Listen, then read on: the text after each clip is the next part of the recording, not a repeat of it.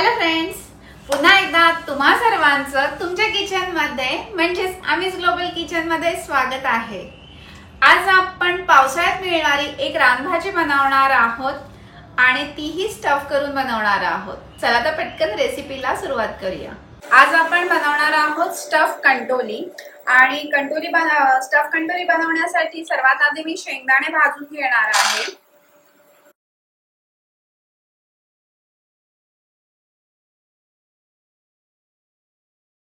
आता शेंगदाणे भाजून झालेले आहेत।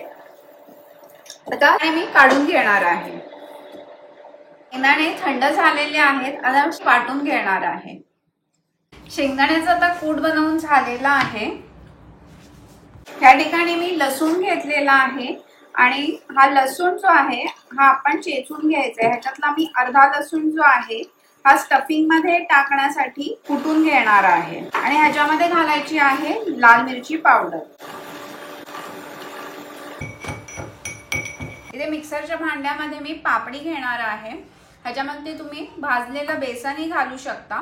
ही डायरेक्टली पापडी घालणार आहे ह्याच्यामध्ये। आता ही पापडी जी आहे मी ह्याच्यामध्ये घालणार आहे।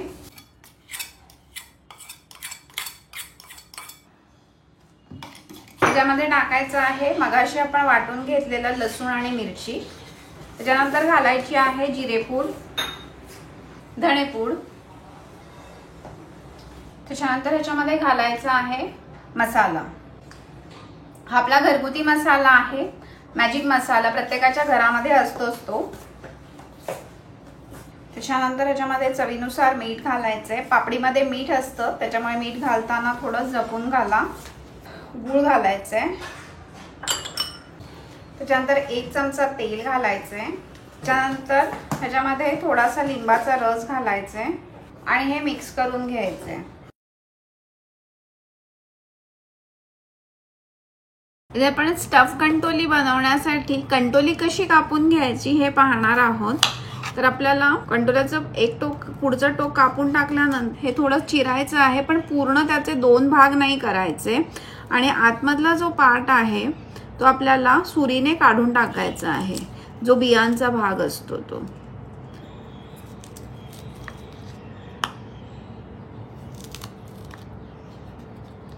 एक साइड आपण काढली की दुसऱ्या बाजूनेही काढून घ्यायचं आहे, पण फक्त एवढं लक्षात ठेवायचं की ह्याचे 2 भाग होता कामा नये।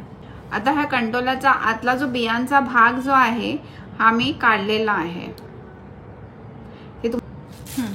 आता सर्व कंटोल्यांचा आतला जो बियांचा भाग आहे हा काढून झालेला आहे। आता आपण ह्याचं स्टफिंग करणार आहोत। आता हे स्टफिंग जे आहेत हे आपण कंटोल्यामध्ये भरणार आहोत।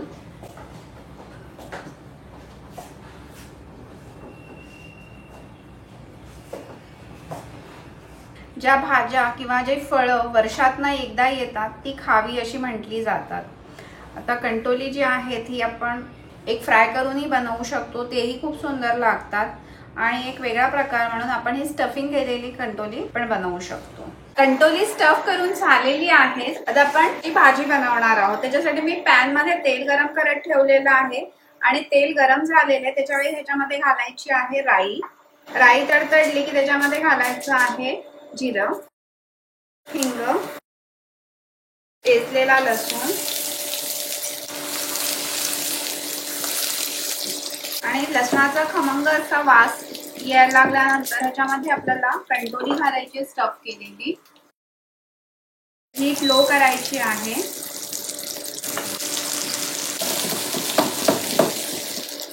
कंटोल्यांना अलगद अशा हाताने परतून घ्यायचं आहे, जेणेकरून स्टफिंग जे आहे ते बाहेर नाही आलं पाहिजे। त्याच्यावर झाकण ठेवून वाफ काढून घ्यायची आहे। आता एका बाउल मध्ये मी उरलेले मसाले मिक्स करून घेणार आहे। त्याच्यामध्ये धणेपूड आहे, त्याच्यानंतर लाल मिरची पावडर, घरगुती मसाला आणि हळद। ह्याच्यामध्ये थोडं मीठ टाकायचं आहे आणि ह्याच्यामध्ये आपण पाणी घालणार आहोत। त्याच्यामध्ये मी थोडं पाणी घालणार आहे आणि ह्याची पेस्ट बनवून घेणार आहे।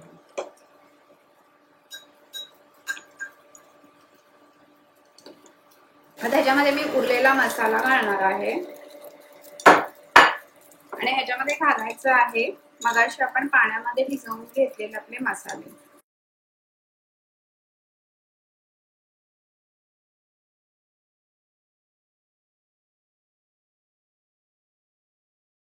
ह्याच्यामध्ये आपल्याला अजून पाणी घालायचंय. पाणी घातल्यानंतर थोडस कंटोली जी आहे ती नीट करून घ्यायची आणि याच्यावरती आपल्याला झाकण ठेवायचंय. आता आपण झाकण काढून चेक करूया. मध्ये मी 2-3दा झाकण काढून चेक केलेलं आहे आणि लागल्यास आपल्याला भाजी शिजत असताना ह्याच्यामध्ये गरम पाणी टाकून भाजी शिजवायची आहे. आता ह्या ठिकाणी कंटोली जी आहेत ही शिजलेली आहेत. तुम्ही त्या कंटोल्यांचा रंग पाहत असाल तर तो बदललेला आहे किंवा तुम्ही एक कंटोलं जे आहे हे प्रिक करूनही चेक करू शकता. आता ह्याच्यावर मध्ये चवीनुसार गूळ घालायचा आहे आणि आपल्याला मिक्स करून घ्यायचं आहे. तुम्हाला ग्रेव्हीची कन्सिस्टन्सी ऍडजस्ट करण्यासाठी तुम्ही ह्या ठिकाणी पाणी ऍड करू शकता. त्याच्यानंतर ह्याच्यामध्ये लिंबाचा रस घालायचा आहे